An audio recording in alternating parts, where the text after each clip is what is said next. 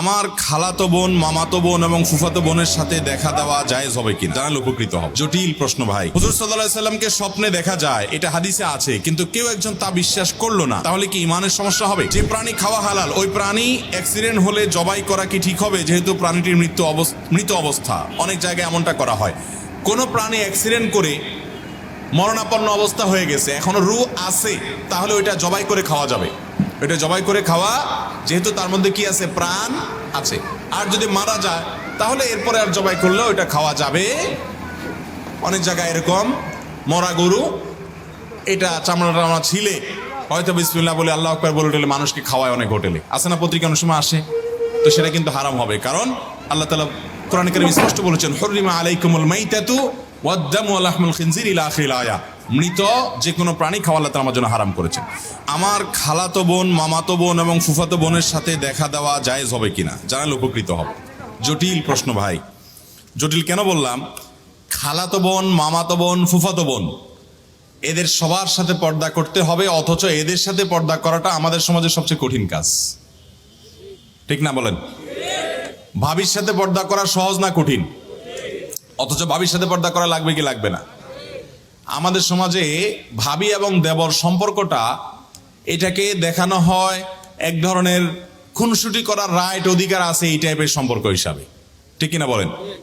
এই জন্য দেবর ভাবির খুনসুটি নিয়ে অনেক আপনার গল্প, মুখরোচক কথা, অনেক কিছু আমাদের সমাজে প্রচলিত আছে। অথচ নবী করিম সাল্লাল্লাহু আলাইহি সাল্লাম এই সম্পর্ক সম্পর্কে বলেছেন, এটা হলো মৃত্যুর মতো। একে অন্য থেকে, মৃত্যুকে যেরকম মানুষ ভয় পায়, এরকম সাবধান থাকবে। এখানে অনেক বেশি রিস্ক আছে ফিতনায় পতিত হওয়ার। এই জন্য এখানে পর্দা আরো বেশি কড়াকড়ি ভাবে করতে হবে। খালাতো বোন, মামাতো বোন, ফুফাতো বোন ছোট থাকলে তো ভিন্ন কথা, কিন্তু যখন তারা পর্দার আওতায় চলে আসবে, তখন তাদের সাথে অবশ্যই পর্দা মেনটেন করতে হবে। পর্দা মেনটেন না করার কারণে তলে তলে কত গুনাহ, কত অপরাধ, কত জেনা, কত সম্পর্ক নষ্ট হচ্ছে, কত জটিল পরিস্থিতি তৈরি হচ্ছে, আমরা সেটা অনেকেই জানি না। বিধায় এই খালাতো বোন, মামাতো বোন, ফুফাতো বোনের সাথে পর্দা করতে হবে। ঠিক একই কথায় বোনদের ক্ষেত্রে প্রযোজ্য। তারা তাদের খালাতো ভাই, মামাতো ভাই, ফুফাতো ভাইদের সাথে, এবং এর সাথে চাচাতো ভাইও যোগ করেন, তাদের সাথেও পর্দা মেনটেন করতে হবে, এবং তাদের সাথে দেখা দেওয়া জায়েজ হবে না। হুজুর সাল্লাল্লাহু আলাইহি সাল্লামকে স্বপ্নে দেখা যায়, এটা হাদিসে আছে, কিন্তু কেউ একজন তা বিশ্বাস করলো না, তাহলে কি ইমানের সমস্যা হবে? নবী করিম সাল্লাল্লাহু আলাইহি সাল্লামকে হাদিসে স্বপ্নে দেখা যেতে পারে, সেটা সম্ভব। এখন নবী আলাইহিস সালামকে কেউ বলেছে আমি স্বপ্নে দেখেছি, আরেকজন বলে যে গল্প দেওয়ার জায়গা পাইস না, সে অস্বীকার করছে, না তুমি নবী সাল্লাল্লাহু আলাইহি সাল্লামকে দেখোস নাই। তো এরকম যদি কেউ অস্বীকার করে, তার ইমানের কোনো ক্ষতি হবে না।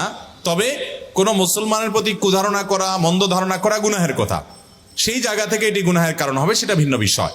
কিন্তু নবী করিম সাল্লাল্লাহু আলাইহি সাল্লামকে দেখেছে, এটাকে অস্বীকার করলে ইমান হারা হবে এমনটি নয়। নবী করিম সাল্লাল্লাহু আলাইহি সাল্লামকে স্বপ্নে দেখার ব্যাপারে উলামা ইকরামের দুইটা ব্যাখ্যা আছে। একটা ব্যাখ্যা হলো, হাদিসে আসছে নবী সাল্লাল্লাহু আলাইহি সাল্লাম বলেছেন, কেউ যদি আমাকে স্বপ্নে দেখে তাহলে সে সঠিক দেখেছে, কারণ শয়তান আমার আকৃতি নকল করতে পারে না। এই হাদিসের একটা ব্যাখ্যা হলো, অনেক উলামা ইকরামের ব্যাখ্যা হলো, সাহাবীরা যারা নবী সাল্লাল্লাহু আলাইহি সাল্লামকে চিনতেন, ওনার চেহারা মুখস্থ ছিল, তারা যদি স্বপ্নে দেখে তাইলে তিনি নবী সাল্লাল্লাহু আলাইহি সাল্লামই, শয়তান তার আকৃতি ধারণ করতে পারে না, এটা তাদের কথা। আমরা যারা নবী সাল্লাল্লাহু আলাইহি সাল্লাম কেমন ছিলেন, তার চেহারা রূপ কেমন ছিল আমরা দেখি নাই, তো আমরা যদি স্বপ্নে দেখি সেটা নবী আলাইহিস সালামের চেহারাও হতে পারে, আবার অন্য কাউকে আমার নবী সাল্লাল্লাহু আলাইহি সাল্লাম মনে হতে পারে, সেইটাও হওয়ার সম্ভাবনা আছে। এটা এক শ্রেণী ওলামাদের মত।